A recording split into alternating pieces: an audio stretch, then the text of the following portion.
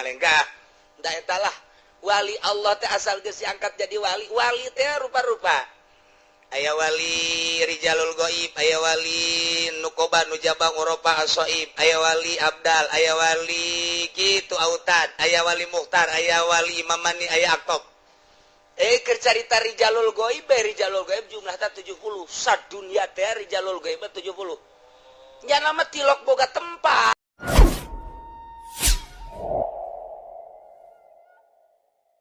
nyaritakeun tempat wadah az-zarfu tabi'un lil mazruf fi syarab wa ghairi wa titih wadah eta nuturkeun kana nu diwadahanana dina mulyana sehebat wadah ai nu diwadahana nu hina mahina bae sakumaha kamari kurung manuk tina jati manukna manuk gareja seung serikeun ku batur bagusan keneh ka kurung ieu mah euy aya kurung tina kirai lah butut tapi manukna manuk pancawarna mantep imahna gedong agreng miliaran tapi barang keluar petot jelomana tertarik kabeh lah ngan imah doa tapi imahna RSS kamarna genyengkleh barang keluar masyaallah mahaza basaro ieu mah lain jelema budak ku gelis-gelis teh aing dibere senyum nyeblak hate panah aspara nancep ka jantung aing pangnyabut kana oh nu bisa nyabut iwaltinyana dewe nu nyabut lagi aduh budak teu bisa hees aing keur beuting kunaon emang nyeri huntu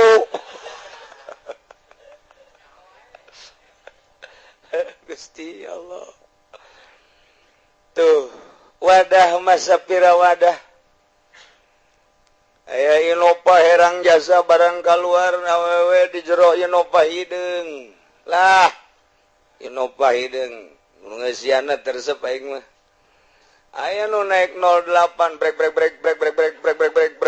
wah klakson ge parem dak lawangna ge geus eueuh relan geus teu bisa ditutupeun ai kaluar masyaallah Gusti Allah bintang film internasional ya Allah ieu mah pohara jasa geus teu kadeuleu tah angkot teu kadeuleu nu kadeuleu adalah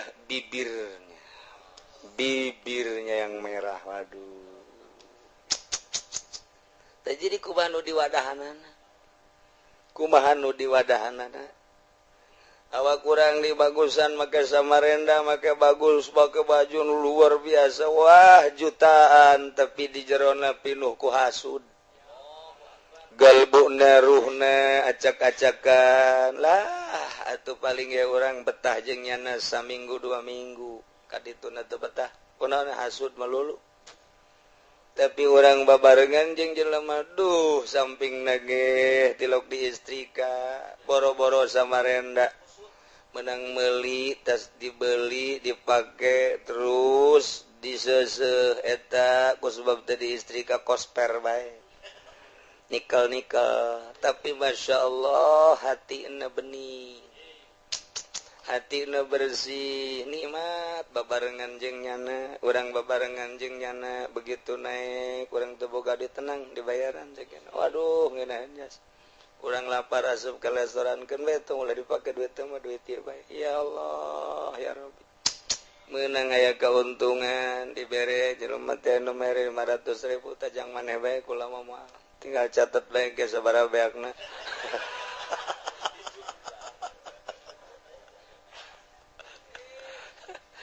bersih teh geulaheun Gusti urang boga pemajikan geulis tetapi ieu hayang itu hayang oh budak teu meunang lambat balik geus kokopra kunyana geus dicekelan bae aduh geus nyeri awak urang geus kuru jasa mikiran pamajikan bae ditinggalkeun geus aya anak jeung besi teu manggih deui kos kitu tapi makan hati luar biasa lah gelis gitu bazohirna doang tapi orang boga pemajikan teu sabaraha tapi ka urang ngeunaheun jasa kagak deng mingguan aya emang ongkosna aya ieu besi kurang ya ongkosna ieu ngan balik pangmerikeun BH sial kau jasa tawa nya jore nya papar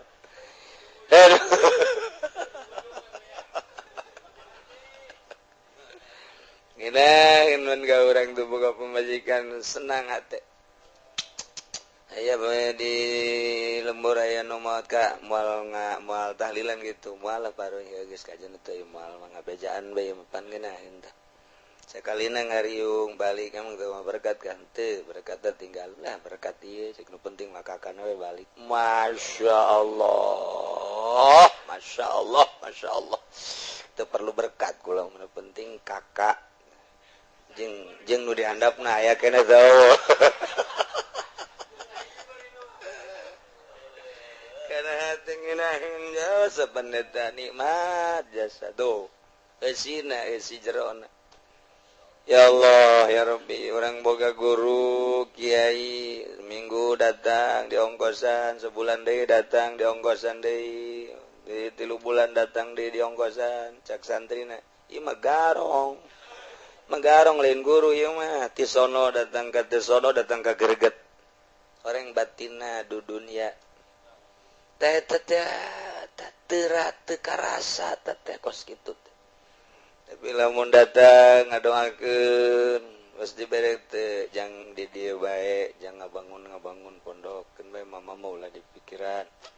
Anjeun bae lah geus. Henteu ieu mah teu kudu pinuhan bae mobil tuh teu kudu. Jadi ngeunaheun oh berarti bener-bener ngadoakeun ikhlas sono engke ge murid ge ka urang teh batinna eueuh nu dipake kahayang di murid nu aya di leungeun murid dunia nu aya di murid teu dipake kabita ku guru atuh sono wae tah eta teh kos kitu hijab teh loba nu barisa ngaji haju ka belah dieuna ai silaturahmi memang mangga asal ulah aya kahayang di luar silaturahmi bersih hate guru mentak diangkat jadi wali hese teu kunaon eueuh nanaonan di jero hatena iwal ti hayang li izharil haq hubbun nas li izharil haq wali ibadihi manil wasawis syaitaniyah ta eta teh hubbul khalqi wa ibanan gitu ngaranna wa ibaduhum manil wasawis eta bae hiji teu aya nanaon masyaallah nikmat eusi jadi kumaha eusina urang boga batu haju kotor teresep batu cincin bersih biasa digulak di kadar dage mah kristal blue sapir gitu. Cek orang lembur mah bilau sapir dek blue dek bilau sabor kumaha sia bae eta emang sia mah kanya honangan ka bilau-bilauna doang atuh bilau bae bilau sapir geus teh bening cacat resep hargana mahal hate urang lamun bersih jelema bakal raresepeun gitulah jadi manusia eta awak eta kerangka eta adalah wadah nu diwadahanana ruh eta awak zaman eta kumaha nu ngeusian zamanna ku ari tempat kumaha nu ngeusian di eta tempat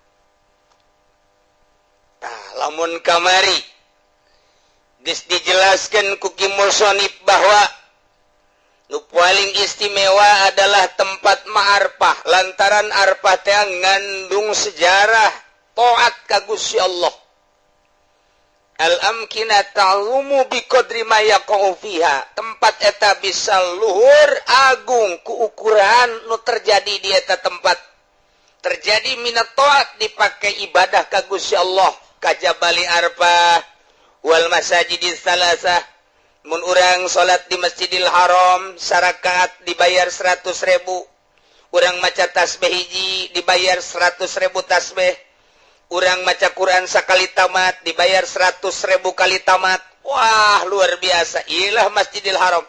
Di Masjid Madinah dibayar 500, di Masjid Aqsa dibayar 100. Ieu tempat ngabogaan sejarah sehingga mulia menurut Allah. Aya kadar jangan mulyakeunana sebab di tempat eta boga Baitullah. Di tempat itu aya Kangjeng Rasulullah. Di Masjidil Aqsa aya batu urut naik Kangjeng Nabi. Ngabogaan sejarah tempat eta mulia.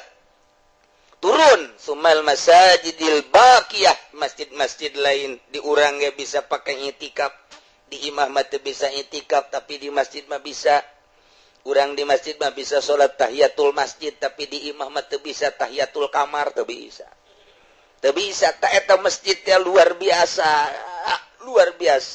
agungna lantaran aya kadar taat wa zawaya. Termasuk zawiyah, musola, majlis ta'lim, wa khalawatil aulia, jeung tempat nyepina para wali-wali Allah subhanahu wa ta'ala. Dilestarikeun datang ka kuari tempat para wali Allah, urang ka pamijahan aya guhana, urang ka Demak aya masjidna.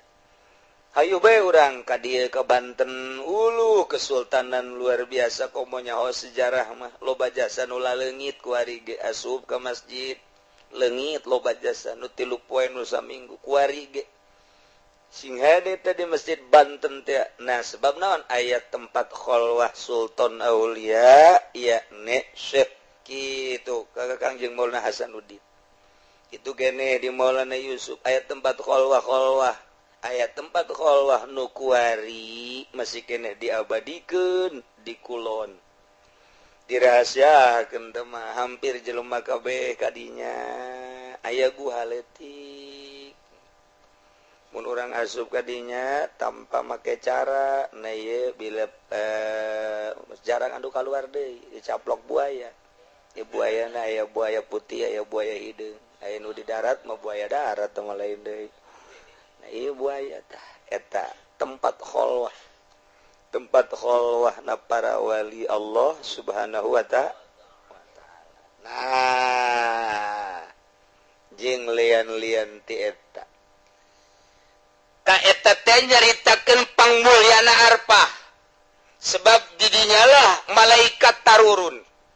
Bersejarah ketika Siti Hawa, Ibu Hawa jeung Kangjeng Nabi Adam di dinya papanggi amprok. Kemudian datang ka dieuna asal cicing di Arfah geus dihampura dosa. Kumaha jasa Allah menghargai Arfah, setiap jelema nu datang ka Arfah musim haji gas pokona mah dihampura dosa. Ulah ngomong kumaha asal datang ke Arfah niat hajian ihram atuh geus we dihampura beges dosa. Eta agungna Arfah eta. Masyaallah. Sebab naon? Boro-boro Allah malaikat dikerakeun poean Arfah mah supaya mandang kabeh ka jelema nu aya di Arfah. Abeh malaikat nempokeun bae. Wow, yo itu Dedi itu. Lelumpangan bae teh budak di Arfah ngaroko deui cek malaikat. Kadeu letak ku malaikat. Ya Allah. Ku agung-agungna Arfah. Ku agung-agungna Gunung Arfah sehingga urang nu di luar Arfah. Urang nu di luar Arfah disunahkeun nyaruaan ke kanu di Arfah. Hiji urang sunah ulah menyisiran. Sanajan di dieu dua ulah motongan kuku lantaran menghargai nu di Arfah. Nomor katilu urang teh disunahkeun taqarrub ka Gusti Allah mun di ditu mah ku cara tersendiri di urang puasa poean Arfah. Ulah teh urang teh kudu nyarupan we. Kemudian urang na di dieu kudu taqarrub tadarruk ka Gusti Allah sakumaha nu keur di Arfah bae. Menghargai nu di Arfah urang sunah nuturkeun sakumaha nu keur di Arfah. Eta teh sunah teh urang itu. Urang tak mulia jasa teh Arfah. Mulia jasa teh Arfah. Nah, cek arifin wa indal arifin al amakinu kulluha arfatu. tempat di mana bae sarua jeung Arfah bae cek ahli marifat di Cilongok sarua jeung Arfah di Pasar Kemis sarua jeung Arfah di Cikupa sarua jeung Arfah teteh di Citra sarua jeung Arfah teteh di Citra Puri Jaya sarua al amakin kulluha Arfah cek Arifin nah li'annal amakin tatasarrafu bihim wa tatayyabu bihudurihim lantaran tempat jadi tambah mulia jadi mulia ku ayana Arifin jadi seungit ku ayana hadir Arifin lamun hiji masjid didatangan ku waliullah bakal beda sinar masjidna lamun eta majlis didatangan ku waliullah bakal beda eta majlis imah didatangan ku waliullah bakal beda eta imah sebab lawan ditutur-tutur ku malaikat ketika nyana datang ka imah kadinya datang ka imah malaikat waduh di imah eta teh sing suliwer teteh tak tambah mulia imah didatangan ku waliullah imah didatangan itu majlis didatangan ku wali Allah bakal beda teteh tempat eta majlis eta masjid eta imah eta beda lantaran pandangannya sarua bae Arfah bae kok bisa kos kitu si wali lantaran nyana mah perasaanana jeung Allah bae urang bae urang di luar bulan Ramadan jeung di jero bulan Ramadan beda asa deukeut ka Gusti Allah ka kurungku Ramadan saha bae asa deukeut jeung Allah kuari saha bae ketika di Arfah inget keur didelekeun ku Gusti Allah boga perasaan keur didalekeun ku Gusti Allah teh wali mah per detik jeung per menit kitu bae. Geus eueuh bedana wali mah beurang jeung peuting akur bae. Kemudian tempat di mana becak cenah Arfah bae lantaran atuh suhudna hudurna jeung Gusti Allah nya mah selalu. Kitulah para wali Allah. Geus eueuh beda tempat teh. Jang urang mah ya beda jang urang mah. Urang mah tetep bae ga beda. Beda bae urang mah sebab urang mah kitu Mandalungan urang mah Mandalungan artina Mandalungan teh urang mah bunglon lemun keur katutupan kuno hejo jadi hejo katutupan urang mah kuno putih jadi putih katutupan kudu hideung jadi hideung bunglon ngaranna kubahan mun bahasa Jepang nama kameleon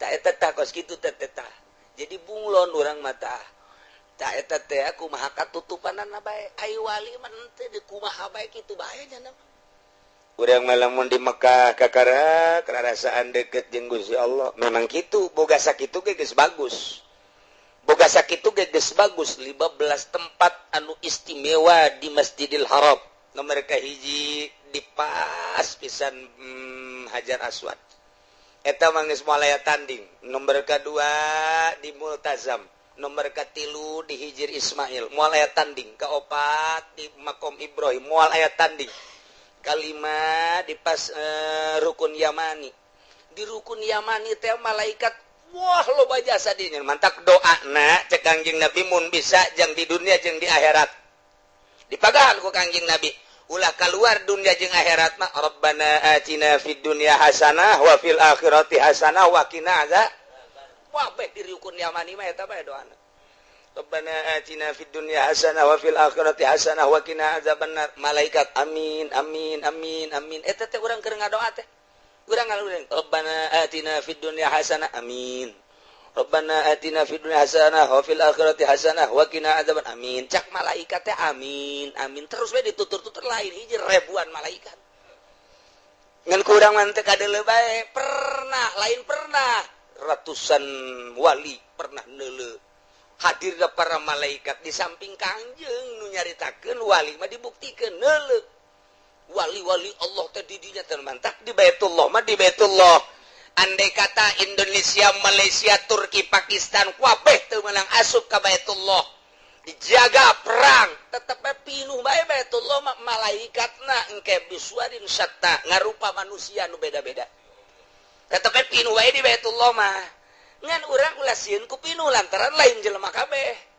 okos dipuri lain jelema kabeh jurig teh sawaro lain jelema kabeh mantap kurang untuk kudu dedesekan hayang ka bait hayang ka Hajar Aswad teh ngadoa sing lempeng ka Gusti Allah sanggeus ngadoa munajat terus Gusti abdi teh ti Indonesia jauh abdi teh hayang nyium Hajar Aswad ieu teh apan batu ti sorga Gusti sedengkeun ke Hajar Aswad teh lamun ku urang geus dicium atawa diistilaman engke teh bajana bakal ngagero-gerokeun pan di akhirat ayuhal hujaj ayuhan nas ayuhal basar engke cak Hajar Aswad teh ta'ali kadieu saha nu pernah nyium kula saha nu pernah ngadadahan kula saha nu pernah muteran kaula ieu bareng jeung kula ka sorga untung jasa nah urang tadarruk ka Gusti Allah Gusti abdi makajen kukumaha ge hayang dibere bisa nyium be ka Hajar Aswad teh sok mantengkeun milu urang teng engke aya pitulung pitulung teh kumaha lain jelema kabeh engke ge aya jelema ngageserkeun urang kurang loba aya di Baitullah aya di Hajar Aswad ieu loba jasa asal boga kayakinan jeung mentana ka Allah nu bener kios kitulah Hajar Aswad mah geus dirasakeun ku kula cek kula teh ieu hese amat tayang ka multazam Gusti multazam teh nu Gusti abdi nu Gusti manusa nu ieu di dieu geja nu Gusti ieu mah abdi mah hayang sakali becak teh hayang nempelkeun awak ka multazam jaya teh nu Gusti kabeh ge Gusti mah maha kawasa kunaon tuh aya nu ngadorong di terus we geus teu boga kahayang ku kumaha ieu mah kumaha datangna we eta jelema nu dihareup jangkung gede teh eta jangkung gede jelema nya hon ti mana meureun datangna nyana keur kieu bae eta neuleuh ka tukang ka dieu atuh kula ditarik ku nyana jadi aya di beuteung nyana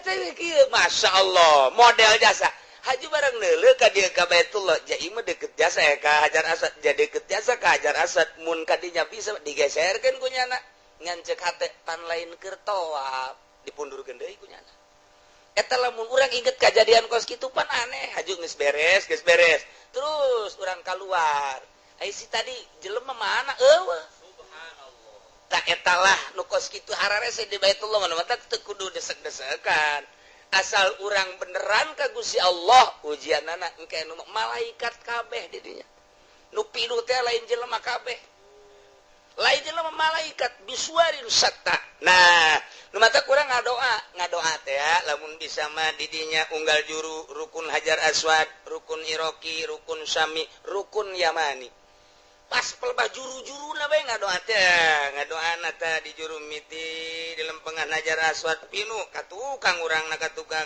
asal lempeng bae jeung Hajar Aswad di dinya lah malaikat rajana malaikat Jibril keur leuleukeun waduh si Peri keur ngadoa didengekeun ku nyana hayang naon ieu jana hayang naon coba hayang naon zawidni zaujatan yang delok cek jalan adege ku jana diusulkeun ka Gusti Allah Gusti nya kitu ngadoana bere cek Gusti Allah bere bener bae begitu datang ke Indonesia Masya Allah aya nini umur 60 tahun bode jasa salah kita pae hayangeun kanyana jadi doa teh ulah sembarangan terus ka rukun Iraqi ka rukun Syami lempengan juru teh lain lalagaan teh ka doa teh mana deui mizab teh kitu naon gara-garana pancuran emas eta teh selalu tidak emas di jieuna selalu tidak emas lain emas Yono emas beneran eta engke diganti deui disimpen aya sejarahan dibangun sekian sampai sekian diganti deui sekian danana eta teh aya perpustakaan aya museum Baitullah khusus di Mekah teh anu urang hese mendekadinya kecuali aya tanda tangan raja. Nah, ieu museum ti mimiti batu datang ka dibangun aya kabeh museumna. Jadi teu sembarangan eta teh teu bisa asup ka dinya. Kuncina ge luar biasa sebab ieu mah sangat bersejarah. Tak eta teh mizab, kemudian sekitar haram. Tak eta aya 15 tempat di Hijri Ismail ngan mun urang bisa asup ka jero Baitullah urang kudu ngaragap dada. nya ge mulia Baitullah tapi pantes henteu awak kos urang asup ka Baitullah.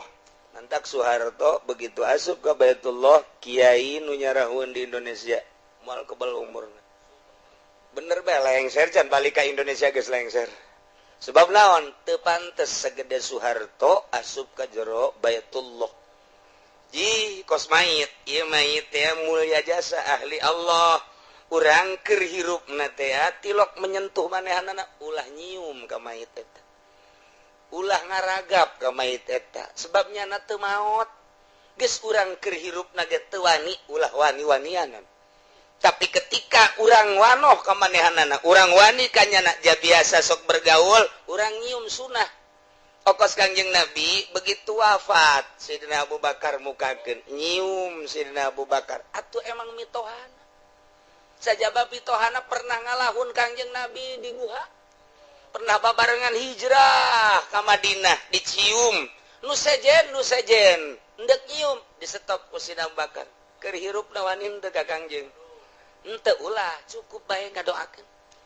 Jadi teu sakabehna nyium ka Kangjeng Nabi disetop ku Sayyidina Abu Bakar. Ieu teu maot ahli Allah mah.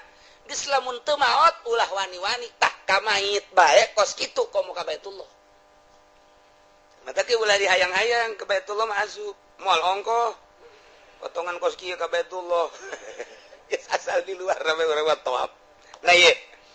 Jadi al-amakin kulluha arfatu li'anna al-amakin tatasarrafu bihi matatayyabu bihudurihim. Loba sahabat mandap-mandap ka Kangjeng Gusti, Kangjeng sumping ka bumi abdi aya naon? Ku abdi dek di cirian tempat tilas cali Kangjeng. Ku abdi pake di alep berkah we Gusti. Mangga cek Kangjeng ke kaditu nya Kangjeng kaditu calikna di mana di cirian kumanehna. Kemudian salat tempat salat geus teu menang ku usaha ieu paranti aing bae cakna ieu urut Kangjeng Nabi dibere keberkahan luar biasa. Dengan cepatnya na teh tak bae. Kok ieu salat bisa jadi ngeunaheun kieu? Diurut Kangjeng Nabi, diuk diurut Kangjeng Nabi salat cakna indah jasa salat. Asa kadeuleu bae Gusti Allah, masyaallah. Atuh urang mah salat diurut bupati. Ya. Atuh nu kabayang korupsi. Tuh, entar cek ada eta lain lalagaan ieu. Ulah sambarangan li annal amakin tatasarrafu bihim wa tatayyabu bihudurihim. Bidzalika qala syair sayun lahu wajabi kullu aqwatin lempang ka Gusti Allah tegesan neja ka Gusti Allah.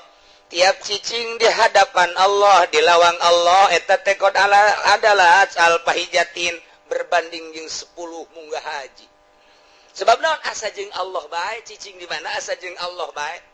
Apan kamari geus diceritakeun wa huwal qahiru fawqa ibadi wa huwal hakimul khabir. Wa huwa Allah ta'al qahiru anu maha kawasa, anu maha ngalindih. Ieu diuk urang dilindih ku Allah dipaksa ku Allah, nangtung urang dilindih dipaksa ku Gusti Allah. Ieu sugi urang dipaksa ku Gusti Allah, susah urang dipaksa ku Gusti Allah. Ieu teh lain nang urang kabeh nang Gusti Allah. Hirup sia dipaksa tita hirup, gering sia dipaksa tita gering ku Gusti Allah. Sanajan urang teh jadi dokter atawa boga toko obat. Disebut apotik teh, waya gering mah dipaksa ku Gusti Allah. Cager dipaksa ku Gusti Allah. Paeh sia, paeh bae. Pertahankan coba paeh, coba moal bisa paeh al-qahiru fawqa ibadi wa huwal hakimul khabir. Nu mantak tak urang lamun geus boga rasa jaka bege nang Allah ieu. Geus bae teh kudu kukumaha usulkeun ka Gusti Allah, jaka bege nang Allah. Ieu nagara pinuh ku korupsi nang Allah. Atuh anu perlu disalahkeun teu aya. Ai kos kitu mah atuh diantepkeun we, oh masalah. Atuh kieu mah makin rusak nang Allah ieu. Asa teu kaharti atuh emang siapa datang ka dinya teu kaharti. Tuh kaharti. Urang lamun encan datang kana hakikat ulah waka berhakikat. Syariat heula urang mah.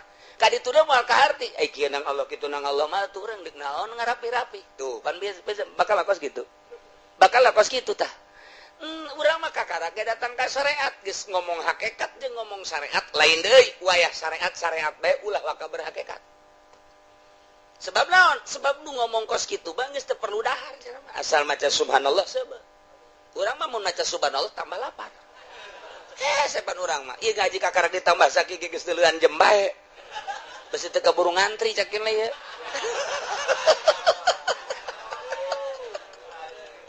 emang bersyariat atau syariat baik ieu keur carita bahasa hakikat kabeh ge nang Allah keur carita jadi urang lepaskeun dimensi syariat urang kuari asup ke dimensi hakikat urang keur aya kuari di alam hakikat jaka kabeh ge nang Allah sebab Allah teh al-qahiru fauqa ibadihi bisa henteu urang mempertahankeun sehat supaya ulah gering jatuh bisa henteu urang mempertahankeun gering supaya ulah sehat jatuh bisa henteu urang mempertahankeun hirup supaya ulah pae jamal bisa henteu urang mempertahankeun sugih supaya ulah susah jamal bisa henteu urang mempertahankeun susah supaya ulah sugih moal bisa cak hakikat mah jak kabeh ge meunang Allah urang kos kieu tanang Allah ieu urang teh hirup kos kieu dedeg pangadeg da meunang Allah apa pernah pesen baheula ka Gusti Allah henteu ketika urang ngaca Gusti Allahumma alhamdulillahirabbil alamin kama ahsanta khalqi fahasin khuluqi ti Kangjeng Nabi Allahumma Gusti sakumaha Gusti ngabaguskeun ka diri abdi pangbaguskeun batin abdi pangbaguskeun tata krama abdi budi pekerti abdi sadar berarti menang Allah bagus tah ketika urang ngaca aya yang hideung amat ya oh hideung aja pengek deui beda jeung batur cak Allah teh isian nang pamere aing lain syukuran kunaon hideung-hideungan aya tah geus beda begitu urang ngaca ye pendek ya aing mah tapi suku gede suku bae nomor 45 aing mah oh tambah sakumaha naon atuh eta iki amat Allah nyieun ka aing nah bahaya geus bahaya tah ieu hakikatna menang Allah jelema ibadah nang Allah jelema maksiat ge menang Allah cak ahli hakikat urang kuari ngomong di syariat moal akur tapi urang pindah heula ka hakikat bakal akur bae jaka bege nang Allah ieu nu mantak urang lamun berangkat ka Allah make usoli keneh bae moal jadi wali-wali naon sebab boga ngaku diri aya usolli fardhu zuhri salat kaula karena fardu zuhur moal jadi wali datang ke kiamat gitu. Naon sebab ngaku bahwa diri aya. Ai wali mah geus bisa ngaleungitkeun pengakuan diri aya. Eueuh nu aya mangan Allah. Aja kumaha atuh teu usoli sasar sia. Jadi amin rais ya ka ditu. Kudu kumaha atuh? Eta mah usoli dibaca eta mah ngan sakadar tabaruk ti ulama tapi hate mah tetep Allah. Geus cenah mah manteng ka Gusti Allah. Allah teh al-qahiru fauqa ibadi nangtung aing nang Allah ngangkat leungeun aing menang Allah usoli aing ge lain di aku ku aing nang Allah sholli fardhu Allahu akbar nang Allah kabeh ge ngan eta mah keur carita teu meunang urang haju ngomong kos kitu Allah nang Allah tah Allahu akbar kabeh nang Allah ya nang Allah lain kitu aing hese ngomongna ya ku bayu hese ngomongna eta mah keur carita perasaan diomongkeun nu mantap moal anggeus-anggeus moal anggeus-anggeus caritakeun perasaan moal anggeus-anggeus tah mah perasaan meunang Allah lain kudu dihayalkeun ai kieu mah ngahayal ya nang Allah ya kade ya Allahu akbar tah ieu si dakep nang Allah ya aya be awewe liwat nang Allah tah eta jadi pokok ada salat nang Allah ieu mal beres ya ieu mah rarasaan teh ya babarengan jeung Allah innallaha ma'ana teh ya karasa ku dirina naon kitu kana huwa aqrabu min hablil warid ya eta teh karasa jadi caritana ngaji rasa hakikat ngaranna geus lamun geus datang ka dinya kabeh ge asa nang Allah kulluha al amakin kulluha arfa naon sebab kabeh ge keur deukeut jeung Allah iraha bae di mana bae nu mantep jangan mah salat ge teu ngatur henteu ngatur wali mah salat ge aya teu salat-salatnya mah kieu bae teu salat-salatnya nama mantep beusi di lebur aya teu salat-salat rante tuh kos kitu ieu kos kitu bae nya mah ejana mah hayang ka Arfah bae bisa ngalengkah doang jadi Arfah ngalengkah doang ke Mekah wali mah moal aya wali henteu bisaeun ka Mekah setiap Jumat dikudukeun wali mah mun endek dibere bisa unggal sajumah sakali ka Mekah wali mah kitu bae di pamana ge wali mah kitu bae nya nama bisa nya nama besi endek kamu gak tok bae cenah dek ngurus salat Jumat ye bisa bae besi euweung ke imam urang di lembur eta keur ka Mekah sehingga eta kapangi di hotel eta kos gitu nya teh ka Mekah teh deketnya saku Allah dibere ilmu toy dideketkeun tek ngalengkah da eta lah wali Allah teh asal geus diangkat jadi wali teh rupa-rupa aya wali rijalul ghaib aya wali nukoba nujabang oropa asoib aya wali abdal aya wali kitu autad aya wali muhtar aya wali imamani aya aktob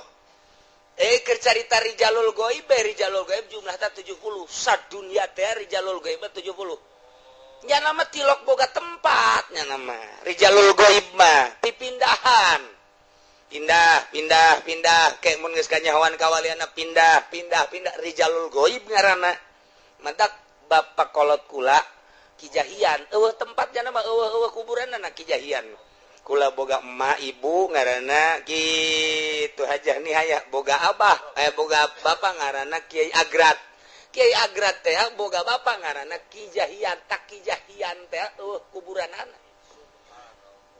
nya nama pas tengah peting jam hiji dikumpulkan santri dikumpulkan pemajikan dihudangkeun jeung anak-anakna can barale gabeh aya naon ieu dihudangkeun deule coba ti luhur tepi ka handap dibuka bajuna handapeun susu luhureun susu aya naon ka anakna aya anuan heuh ieu geus nya geus ya abah mah endeu kaluar geus moal balik deui sing sabar sing coba bayangkeun tah anak jeung pemajikan ditinggalkeun tengah peuting gini abah dek mana? Abah mah dek menghadap Allah, geus ulah loba omong. Santri ditinggalkeun. Trek bae keluar. Hiji waktu aya nu kapanggih di Cirebon, aya nu kapanggih di Banten, aya cirina hiji dampal sukuna. Ieu nya nama gede hajur ada ka jero kitu saeutik. Nomor kadua ieu luhureun susuna aya hunungan. Ta eta teh kos kitu teh di mana aya ta eta ta abah. Geus teh eueuh atuh bubar bae santri bubar bae anak atuh encan barale geus kitu bae ta eta teh diangkat rijalul ghaib kuat tante urang mah kos kitu kieu lain urang itu cintaku masih berat ka pamajikan malah deuk nyandung wah tuh boro-boro jadi rijalul ghaib betul teman boro-boro teh 70 sadunya teh jang penguat dunia eta kata puguh tugur keur kalut kayaknya datang lamun aya izin ti Gusti Allah kitulah mantap urang sok disalaman assalamualaikum ya rijalal ghaib assalamualaikum ya nuqaba ya nujaba ya uropa ya asaib nah lamun wali abdal aya 7 lantaran poe 7 wali autad aya 4 lantaran jihad teh aya 4 wali muhtar aya 3 lantaran ieu urang teh moal kaluar ti 3 imamani aya 2 masjid jeung magrib aya aktab kutub salilana sadunia ngan hiji diganti deui nah etalah dunia kawalian jelema-jelema nu geus kararitu teh ieu teh bisa ka Mekah salengkah ka Mekah salengkah coba eta tuh Ki Armin zarah ka Tuan Syabdul Qadir begitu zarah ka ditu cak penjagaana cikene mah cenah Buya Cidahu di dieu mun bahasa urang mah kan meureun harita mah bahasana meureun Jawa meureun itu mun bahasa Jawa na cikeneh naon tuh tah eta tah caritanya na cikeneh mah geus beres geus caritana je cek Abu Yarmin aing naik kapal Abu ya henteu pon pohara amat geus beres Abu ya beres balik ka dieu nyana nyaritakeun kapanggih jeung kita meti Cilongok cenah di ditu dituan seh. Jeuh. Nyana kapan gitu bebeja keur di ditu nama. Eta teh kos kararitu amat ngomong. Taju ditanya, pan muridna kapanggih jeung Abu Yadim Yatib muridna kapanggih di Baitullah, kapanggih di Baitullah. Begitu datang ka dieu, "Mama, Buya, kamari teh kapanggih?" "Henteu, sia salah meureun lain aing." "Henteu nya nama henteu ngaku." Aya Haji Napi kapanggih jeung almarhum Abah Haji Napi kapanggih jeung Albah ngaranna Haji Napi mukimin di ditu kapanggih jeung Abah keur tawaf di dieu nyana turun ka dieu bebeja ai kiai teh harita ka Mekah jeung ka Bakairaha ih berarti kan kapanggih itu mental bohong sia lain aing meureun teu di aku urang mah lamun we kapange jeung watuh aing teh oh eta aing urang mah nu lain jadi aing pan belon eta urang mah teh batak lain wali teh kos kitu teh ngan wali asli mah teu aku ya mah ai urang mah nun teu ge di aku emang urang mah raja belon urang mah teu deh gararaku padahal mah nyana kapangi ajak ka Nabi teh cek kira jait teh kula atupan ngobrol cenah jeung abah ka kula bebeja pan ngobrol pan cenah henteu iku mahal lalakonna ieu bebeja teh ka henteu apa badan teh ka mana cek cenah teh eta abu ya teh lain hiji kapangi jeung murida begitu ditanya ka heh salah dia mah aing mah teu ka mana geus bae ka ditu sia geus direkeun kapangi ai urang mah lain kapangi teh sejaai hari tadi pengkolan teh pan sia ku aing tah eta heuh aing eta tolol jasa hayang di wali-wali burung Masya Allah sakit sok ngadaharan duit bupati ge moal aya wali ngadaharan duit di pemerintah moal aya haram teh nisbat di wali mah moal bisa hiber ge ragag nya tuh ya Allah ya Rabbi nah iya kayak cerita wali anu datang ke Mekah insyaallah ke urang sambung deui sebab ieu can anggeus wallahu a'lam.